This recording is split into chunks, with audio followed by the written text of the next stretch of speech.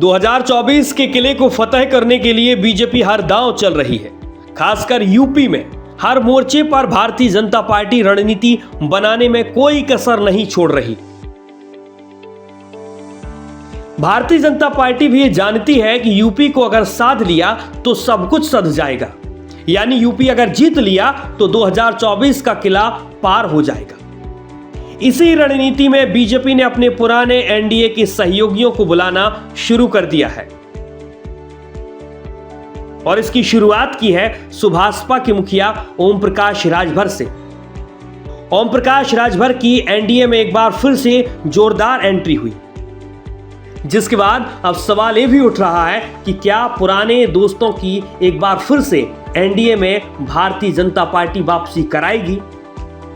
क्योंकि जिस तरीके से बीजेपी उत्तर प्रदेश में रणनीति बनाने में लगी हुई है और हर क्षेत्र को साधना चाह रही है, उसके बाद कहा यही जा रहा है कि आने वाले समय में एनडीए के तमाम पुराने सहयोगी एक बार फिर से वापसी करेंगे। राजभर ही नहीं बल्कि दूसरे तमाम सहयोगियों को भी भारतीय जनता पार्टी अपने पाले में शामिल करा रही है। उत्तर प्रदेश के समाजवादी के कद्दावर नेताओं में शुमार दारा सिंह चौहान ने भी समाजवादी पार्टी से किनारा कर लिया और संकेत मिल रहे हैं कि वे भी जल्द ही भारतीय जनता पार्टी का दामन थाम सकते हैं। मतलब साफ है कि समाजवादी कुनबे में भी भारतीय जनता पार्टी पूरी तरीके से सेंध लगा रही है और किसी को भी छोड़ना नहीं चाहती, क्योंकि 2024 का किला जीतना जरूरी है। एनडीए के सहयोगियों को शामिल करने के साथ ही भारतीय जनता पार्टी विपक्षी एकता को भी इस संदेश देना चाह रही है कि हम भी किसी से कम नहीं हैं। और शायद इसीलिए आने वाले समय में एनडीए भी एक बड़ी बैठक करने जा रहा है। पुराने सहयोगियों की एंट्री पर बीजेपी का जोर। एक तरफ बेंगलुरु में विपक्षी दलों की बैठक 17 और 18 जुलाई को हो रही है, तो उधर बीजेपी ने भी नई दिल्ली में एनडीए के सहयोगी दलों की बैठक 18 जुलाई को ही बुलाई है। बीजेपी की यह बैठक संसद के मानसून सत्र शुरू होने से ठीक 2 दिन पहले हो रही है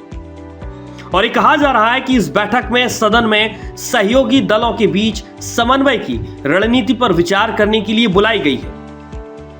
माना यह भी जा रहा है कि बीजेपी की ओर से एनडीए के नए और पुराने सहयोगियों को एकजुट करने की कवायद है। सूत्रों की अगर हम मानते हैं तो एनडीए के नए और पुराने सहयोगियों को मिलाकर कुल 19 पार्टियां इस बैठक में हिस्सा लेने जा रही हैं, जिनमें मेघालय के मुख्यमंत्री और बीजेपी की सहयोगी पार्टी नेशनल पीपुल्स पार्टी के प्रमुख कोनार्ड संगमा, एनडीपीपी प्रमुख और नागालैंड के मुख्यमंत्री नेफ्यू रियो, अपना दल एस की अनुप्रिया पटेल, आरपीआई के रामदास अठावले,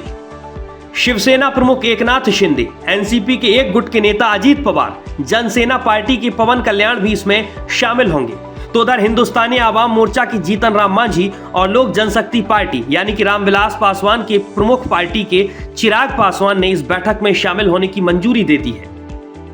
तमाम पार्टियां हैं और मकसद एक ही है कि किसी भी हाल में इन पार्टियों को एनडीए में शामिल करा लिया जाए। एनडीए में पुराने दलों को दोबारा से जोड़ने के मामले पर इस बार एनडीए के रुख में थोड़ा बदलाव भी दिख रहा है। जिस तरीके से भारतीय जनता पार्टी का रुख नजर आ रहा है, उससे साफ है कि चाहे जो भी हो जाए, लेकिन छोटे और पुराने दलों को किसी भी हाल में एनडीए में शामिल कर लिया जाए, क्योंकि जिस तरीके से विपक्ष हुंकार भर रहा है वो सिर्फ और सिर्फ भारतीय जनता पार्टी के लिए बड़ी चुनौती नहीं है, बल्कि एनडीए के उन तमाम सहयोगी दलों के लिए भी बड़ी चुनौती है जो कभी एनडीए का साथ हुआ करते थे, एनडीए का सहयोग करते थे, उनके लिए भी बड़ी चुनौती है। एनडीए के अपने पुराने और नए सहयोगियों को दोबारा से गोलबंद करने की बीजेपी की एक कवायद क्या विपक्षी पार्टियों की एकता की कोशिश की काट है? क्या बीजेपी और सहयोगी दलों को 2024 में अपनी सीटों में बड़ी गिरावट की चिंता सता रही है? और शायद इसीलिए बीजेपी और तमाम छोटे दलों ने इस समझ लिया है कि अगर हमें 2024 में भारतीय जनता पार्टी को मजबूत करना है, एनडीए को मजबूत करना है, तो साथ मिलकर चुनाव लड़ना होगा।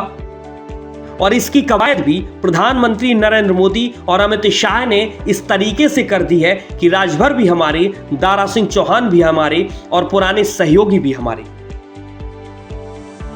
आने वाला समय दिलचस्प होगा, क्योंकि एक तरफ विपक्षी एकता है तो दूसरे तरफ एनडीए के पुराने सहयोगी दलों की एकता की जो कोशिश की जा रही है वो अपने आप में बहुत कुछ कह रही है।